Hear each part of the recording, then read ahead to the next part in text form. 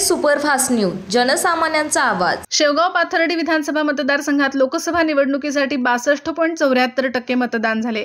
मतदानात कुठेही अनुचित प्रकार घडला नाही। सकाळपासूनच उन्हाची तीव्रता कमी असल्याने मतदारांनी मतदानासाठी मतदान केंद्रासमोर रांगा लागल्या होत्या। सकाळी 7 वाजता मतदानास प्रारंभ झाला। साधारणतः मतदानास 8-8:30 नंतर हळूहळू वेग आला। मतदानाचे प्रमाण दुपारी 12 ते 1 वाजेपर्यंत साधारण होते। मात्र उन्हाचा तडाखा सुरू झाल्यानंतर मध्यमवर्गीय मतदारांनी मतदानाकडे कानाडोळा केल्याचे जाणवत होते। दुपारी 4 नंतर मतदानाची टक्केवारी वाढण्यास सुरुवात झाली। मतदानाची वेळ सायंकाळी 6 वाजेपर्यंत होती। त्या दरम्यान मात्र उन्हामुळे घरात बसलेले मतदार बाहेर पडण्यास सुरुवात झाली आणि सायंकाळी 4 ते 6च्या सुमारास मतदान केंद्रावर मतदानासाठी रांगा लागल्याचे चित्र दिसत होते।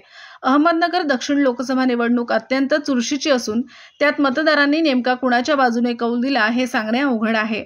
मतमोजणीच्या वेळी ते स्पष्ट होईल। मात्र या मतदारसंघात भाजपचे अर्थात महायुतीचे विद्यमान खासदार डॉक्टर सुजय विखे पाटील व राष्ट्रवादी शरदचंद्र पवार गटाचे महाविकास आघाडीचे निलेश लंके यांच्यात अटीतटीची लढत झाली असल्याची जोरदार चर्चा होत आहे।